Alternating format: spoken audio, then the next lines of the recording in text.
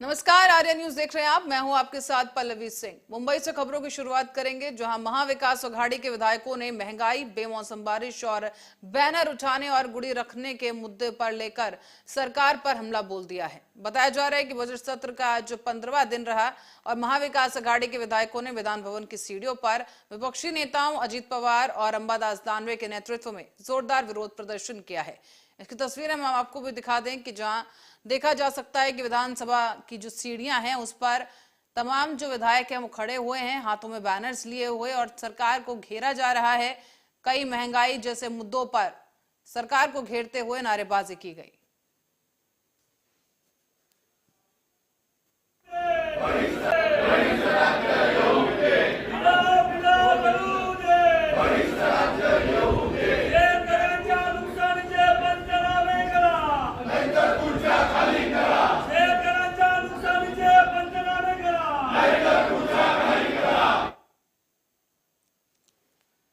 और मंगलवार को मुंबई वासियों की सुबह जोरदार बरसात के साथ हुई है। इस बेमौसम बारिश के कारण जहां कुछ लोग खुशी के मौसम का लुत्फ उठाते नजर आए, तो वहीं कुछ लोग काफी परेशान नजर आए हैं। कुछ जगहों पर जहां लोग बारिश में भीगकर बरसात का आनंद ले रहे थे, तो वहीं दूसरी तरफ बेमौसम बारिश के कारण महाराष्ट्र के ग्रामीण इलाकों में फसलों को काफी नुकसान हुआ। सब्जियां बर्बाद हुई, जिसके कारण अब सब्जियों के दामों में दोगुनी बढ़ोतरी के आसार नजर आ रहे हैं।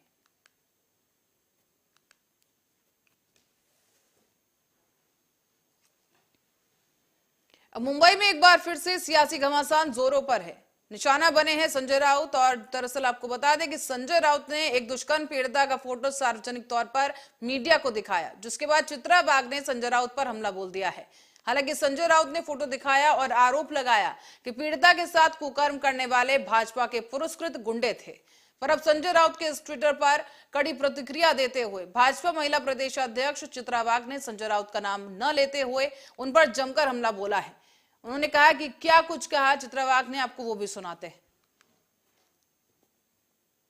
आत्ताच मी सर्वज्ञानी संजय राऊत यांचं ट्विट वाचलं। 5 मार्चची बार्शीची घटना आणि ज्यामध्ये त्यांनी सगळी सर्रास खोटी माहिती दिली आहे। सर्वज्ञानीजी का करताय तुम्ही असं? 103 दिवस आतमध्ये जाऊन का आलात? तुमची तर मतीच गुंग झाली। आणि तुम्हाला काय वाटलं 5 मार्चची घटना आहे? महाविकास आघाडीचं सरकार नाहीये हातावर हात ठेवून बसायला। हे शिंदे फडणवीसांचं सरकार आहे। 5 तारखेला गुन्हा झाला दाखल, 6 तारखेला अटक झाली आणि आता ही दोन्ही आरोपी हे जेलमध्ये आहेत। त्या मुलीला वैद्यकीय उपचार सुद्धा देण्यात आले, मुलीची तब्येत स्थिर आहे। तुम्ही असं लिहिलंय की भाजप पुरस्कृत असे ते गुंड आहेत। अहो भाजपच काय कुठल्याच राजकीय पक्षाशी त्यांचा संबंध नाहीये। का खोटं बोलताय? सगळ्या पुऱ्या बांधायच्या सोडायच्या तुमच्या संपल्या, आता तुम्ही महिलांवरती आलात। थोडं तर काय वाटू द्या। ती मुलगी कुठल्या समाजाची आहे? पीडितांना जाती जातीत वाटणारे तुम्ही आहात कोण हो? कोण आहात तुम्ही?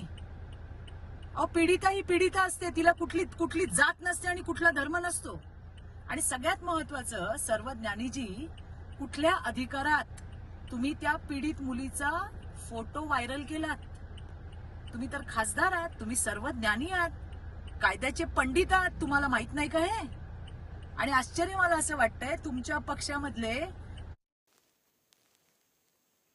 और नवी मुंबई के नेरुल इलाके में रहने वाले एक बिल्डर की हत्या मामले में बिहार से 3 शूटर गिरफ्तार कर लिए गए हैं।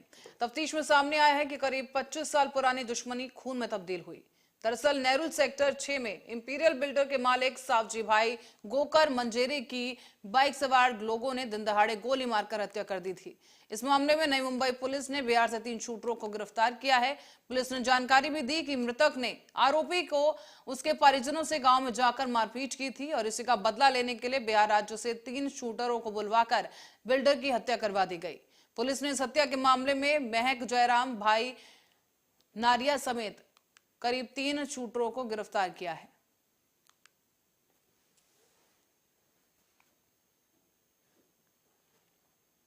और लगातार बारिश के चलते दिल्ली में तापमान में अब गिरावट दर्ज की जाने लगी है। दरअसल दिल्ली राजधानी में 2 दिन से लगातार बारिश हो रही है और बारिश की वजह से मौसम में जो है बदलाव देखने को मिल रहा है। लगातार हो रही इस बारिश से दिल्ली के तापमान में गिरावट दर्ज की गई और अभी फिलहाल 3 से 4 दिन तक दिल्ली में बारिश से लोगों को राहत नहीं मिलने के आसार हैं।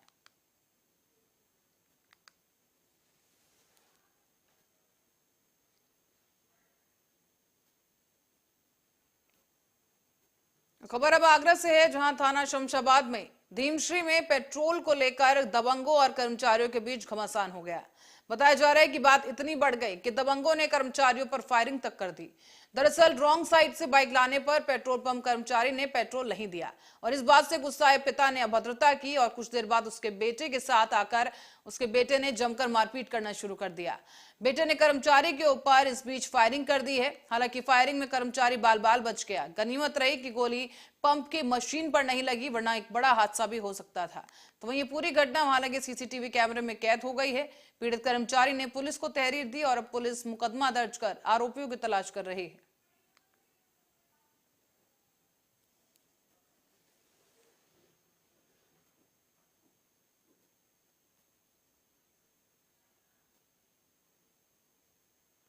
और अलीगढ़ में हाजी जहीर की एमके अलदुहा फैक्ट्री और घर पर आयकर की छापेमारी से हड़कंप का माहौल है।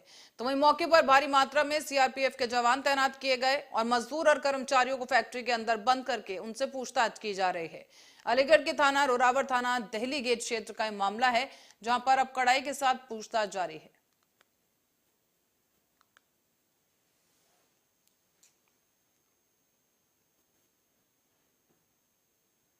अब रायबरेली की ओर रुख करेंगे, जहां पर कान में ईयरफोन लगाकर चलना एक युवक की जान का दुश्मन बन गया और ट्रेन की चपेट में आने से युवक की मौत हो गई है। दरअसल मामला हरचंदपुर थाना क्षेत्र के अंगागज कस्बे के पास रेलवे लाइन के किनारे का है, जहां पर केटीएल में इंजीनियर के पद पर काम करने वाला राहुल मिश्रा कान में ईयरफोन लगाकर जा रहा था और इतनी देर में ट्रेन आई और वो ट्रेन की आवाज सुन नहीं पाया। ट्रेन की चपेट में आकर उसकी मौत हो गई है। इस घटना की जानकारी मिलते ही मौके पर पहुंची पुलिस ने शव को कब्जे में लेकर पोस्टमार्टम के लिए भेज दिया है। राहुल मिश्रा नाम का एक 26 वर्ष का गंगागंज रेलवे क्रॉसिंग से लाया गया था, जो मृत अवस्था में था। उसको जो है मोर्चरी में रखवा दिया गया है। राहुल मिश्रा नाम का एक 26। और अब गोरखपुर से खबर है, जहां नवरात्र और रमजान महीने को देखते हुए धार्मिक स्थलों और प्रमुख बाजारों में सुरक्षा व्यवस्था चाक चौबंद करने की तैयारी जोरों पर है। इस बीच वरिष्ठ पुलिस अधीक्षक डॉक्टर गौरव ग्रोवर ने जनपद के समस्त थाना प्रभारियों को नवरात्रि और रमजान महीने में धार्मिक स्थलों और प्रमुख भीड़भाड़ वाले क्षेत्रों में अपने अपने दायित्वों का निर्वहन करते हुए मुस्तैदी के साथ ड्यूटी पर मौजूद रहकर त्योहारों को सकुशल संपन्न कराने के निर्देश दिए हैं। कहा यह गया है कि किसी के द्वारा उपद्रव फैलाने की अगर संभावना हो तो उनके खिलाफ निरोधात्मक कार्रवाई सुनिश्चित की जाए। रमजान महीने में पवित्र महीना माना जाता है, जिसे इसी के साथ साथ रमजान के साथ ही रामनवमी का भी त्योहार पड़ा है, जिसको देखते हुए सभी प्रमुख धार्मिक स्थल और भीड़भाड़ के स्थानों पर पर्याप्त मात्रा में पुलिस बल भी तैनात रहेगा। कि कल से चैत्र नवरात्रा स्टार्ट हो रही हैं। कल पहला दिन है उससे, लेकिन 30 तारीख तक ये कार्यक्रम आयोजित होंगे। तो शासन के निर्देश प्राप्त हुए हैं, तो सभी जो शहर के मुख्य मंदिर हैं और जो मुख्य बाजार हैं, उन सब में सफाई की व्यवस्था हो रही है और अच्छे से इस त्योहारों को आयोजन के लिए जो भी साफ सफाई की व्यवस्था। देखिए, आगामी दिनों में नवरात्रि का त्यौहार और साथ साथ में रमज़ान का जो महीना है वो भी शुरुआत हो रही है उसकी, और इसके अलावा जो अन्य भी आयोजन और त्यौहार होने हैं, उन सभी को दृष्टिगत रखते हुए सभी थाना प्रभारियों को, गस्टेड ऑफिसर्स को दिशा निर्देश दिए गए हैं। विशेष रूप से जो धार्मिक स्थान हैं जहां पर लोगों का आवागमन रहता है, महिलाओं का, बुजुर्गों का, बच्चों का आवागमन रहता है, उसकी सुरक्षा व्यवस्था के लिए, और इसके साथ साथ जो हमारे मुख्य बाजार हैं जहाँ पर खरीदारी करने के लिए लोग आते हैं, तो उनकी सुरक्षा व्यवस्था के लिए एक वृहद प्लान बनाया गया है। पिकेट्स, बैरियर्स और गाजियाबाद के बीजेपी कार्यालय पर मासिक बैठक का आयोजन किया गया है। आपको बता दें कि बैठक के दौरान बीजेपी जिला अध्यक्ष दिनेश सिंगल और जिला अध्यक्ष हिमांशु शर्मा, युवा मोर्चा और जिले के मंडल तक के सैकड़ों कार्यकर्ता बैठक में मौजूद रहे। इस बैठक में बूथ सशक्तिकरण अभियान चलाया गया है, जहां सभी बूथ कार्यकर्ताओं को संगठित किया गया और आगे की रणनीति बनाई गई। हमारे भारतीय जनता पार्टी के यशस्वी जिलाध्यक्ष आदरणीय दिनेश सिंगल जी के निर्देश अनुसार युवा मोर्चा के जिले के पदाधिकारी और मंडलों के पदाधिकारी बुलाए गए। उसमें आगामी योजना है, युवा मोर्चा को जो कार्यक्रम दिए जाएंगे उसको लेकर और जो कार्यक्रम हो चुके हैं उसको लेकर एक विशेष बैठक का आयोजन किया गया है। और युवा मोर्चा ने अटल भाषण प्रतियोगिता कार्यक्रम किया। हम हर महीने सभी मोर्चों की जिले की बैठक करते हैं, अपने जिले की बैठक करते हैं, मंडल अध्यक्षों की बैठक करते हैं। ये तो एक संगठनात्मक विषय है। ये मासिक बैठक है और हर महीने हम करते हैं। बैठक में क्या क्या? बैठक में हमारा यहाँ बूथ सशक्तिकरण अभियान चल रहा है। प्रत्येक बूथ को गठित करना है, उसी अभियान को लेकर के सभी मोर्चों की बैठक है। सभी मोर्चे और अपनी सभी कार्यकर्ता उसमें लगे हैं। उसी अभियान की क्या तैयारी है, क्या क्या उसकी योजना बन चुकी, आगे क्या बनेगी, उसी योजना को लेकर के हमने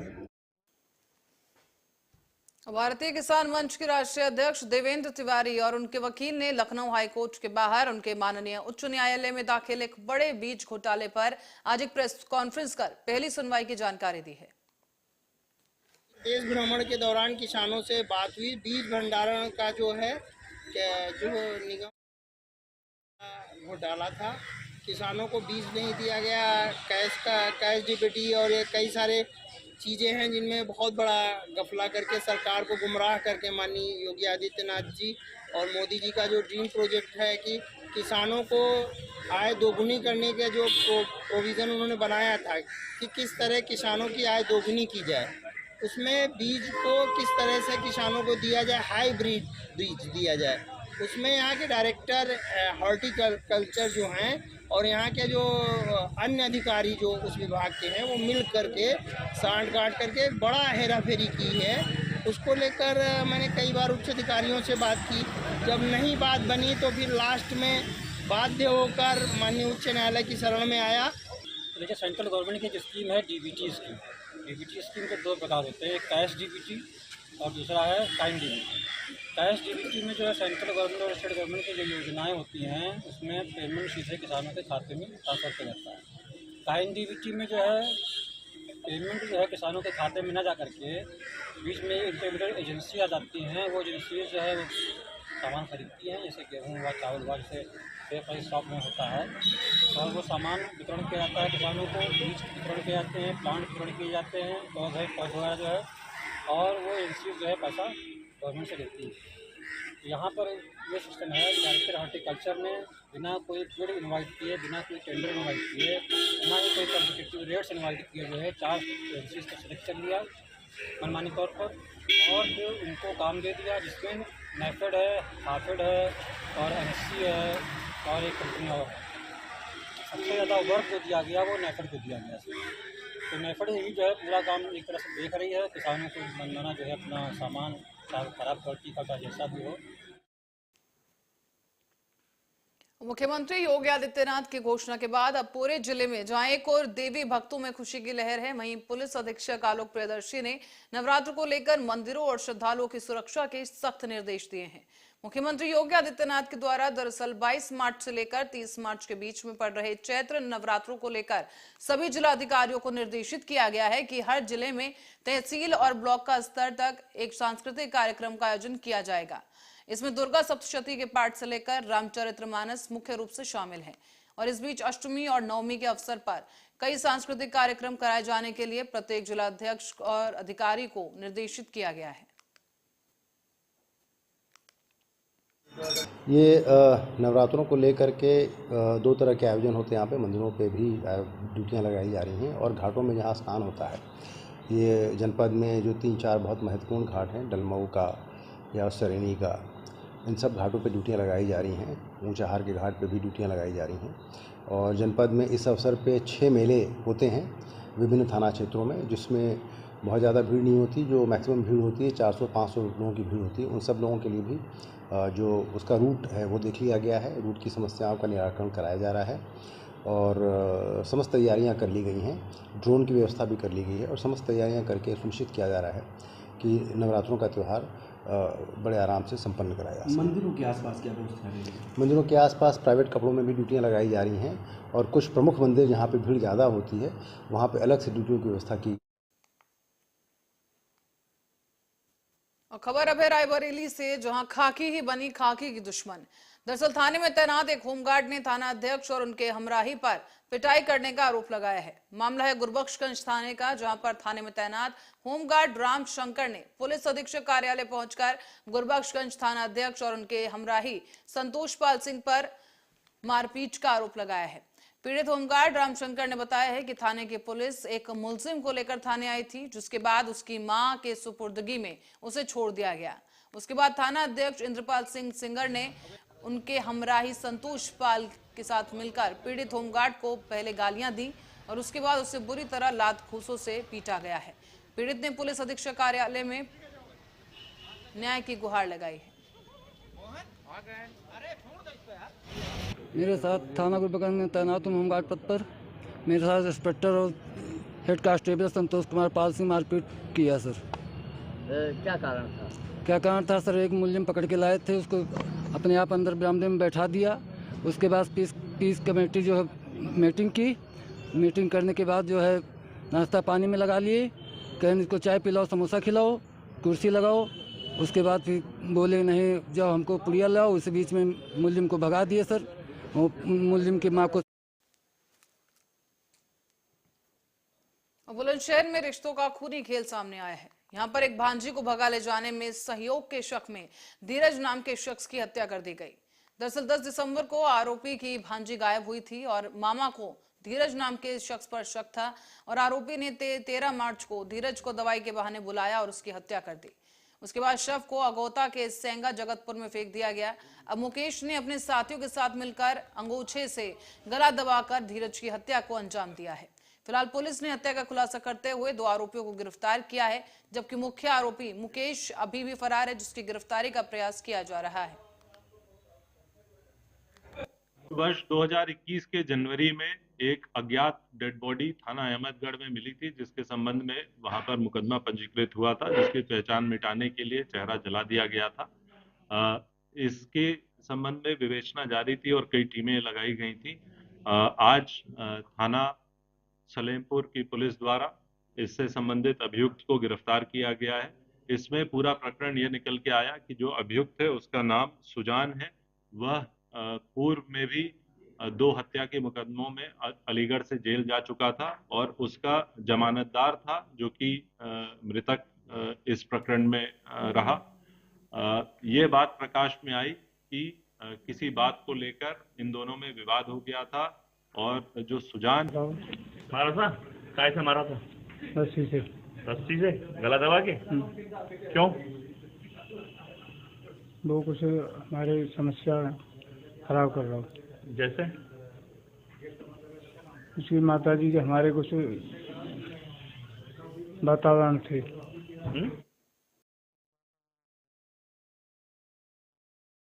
दिवस मनाया गया है, जहां लोगों ने बढ़ चढ़ कर हिस्सा भी लिया। दरअसल 20 मार्च को विश्व गौरैया दिवस के रूप में मनाया जाता है। पहला विश्व गौरैया दिवस साल 2010 में मनाया गया था, जहां पक्षी प्रेमी अरुणा राजुरकर ने संदेश दिया कि शहरीकरण और बढ़ते प्रदूषण की वजह से दिन ब दिन गौरैया की संख्या घटती जा रही है। फ्लैट कल्चर की वजह से गौरैया अपना घर नहीं बना पा रही है, इसीलिए गौरैया के लिए भोजन और पानी की व्यवस्था अपने घर में, बगीचे में या वॉल कंपाउंड में की जाए तो गौरैया को बचाया जा सकता है। नमस्कार। आज जागतिक चिमणी दिवस 20 मार्च 2010 पासून जागतिक चिमणी दिवस म्हणून साजरा केला जातो। पहिल्यांदा सर्वत्र चिमण्या फार दिसायच्या, घरोघरी अंगणात चिमणी यायचे, पण आजकाल औद्योगिकरणामुळे, शहरीकरणामुळे आणि फ्लॅट संस्कृतीमुळे चिमणी फार कमी दिसायला लागल्या आहे। म्हणून सर्वांना मला कळकळीची विनंती अशी आहे की आपल्या घरासमोर किंवा आपल्या बाल्कनीत चिमणी करता अन्न आणि पाणी ठेवल्यास चिमणी येईल आणि चिमणी संख्या वाढेल आणि सर्वत्र आपल्याला चिमणीचा चिवचिवाट ऐकायला येईल। नमस्कार। आज जागतिक चिमणी दिवस 20 मार्च 2010 पासून जागतिक चिमणी दिवस म्हणून। और किसानों ने सोमवार को दिल्ली के रामलीला मैदान में महापंचायत आयोजित की और अब जंतर मंतर पर सरकार के खिलाफ प्रदर्शन का आगाज किया गया। बता दें कि किसानों ने कहा है कि सरकार अगर उनकी मांगे पूरी नहीं करती है, उनकी मांगे नहीं मानती है, तो दूसरा आंदोलन किया जाएगा। जानकारी के लिए बता दें कि किसानों के एक डेलीगेशन ने कृषि मंत्री से मुलाकात भी की है और 30 अप्रैल को फिर से एक बार बैठक की जाएगी, जिसकी जानकारी साझा की गई। अब किसानों का ये मानना है कि 30 अप्रैल के बाद ही उसके बाद आगे की रणनीति तैयार की जाएगी, लेकिन सरकार के लिए चेतावनी जरूर दी गई है कि अगर सरकार ने किसानों की मांगे नहीं मानी तो 2024 के चुनाव में किसान सरकार के खिलाफ जनता के बीच जाएगी।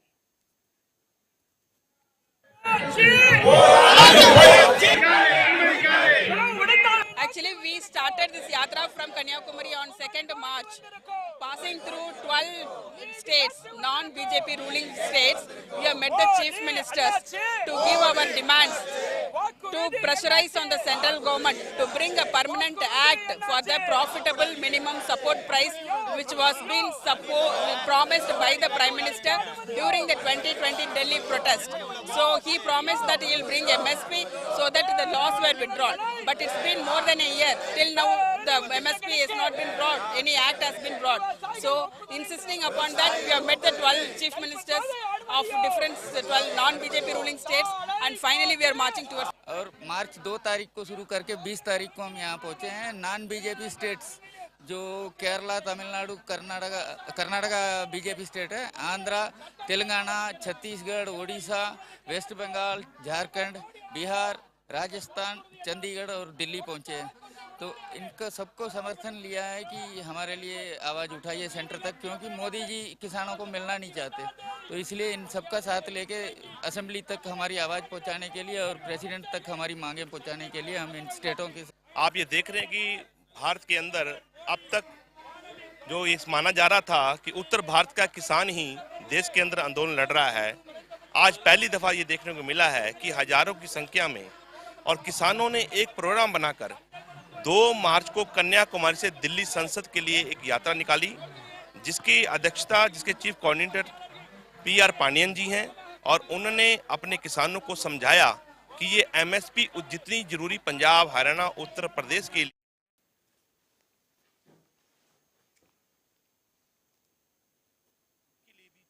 और इसी खबर के साथ ही बुलेटिन में फिलहाल के लिए इतना ही। देश दुनिया की तमाम खबरों के लिए देखते रहिए आर्या न्यूज।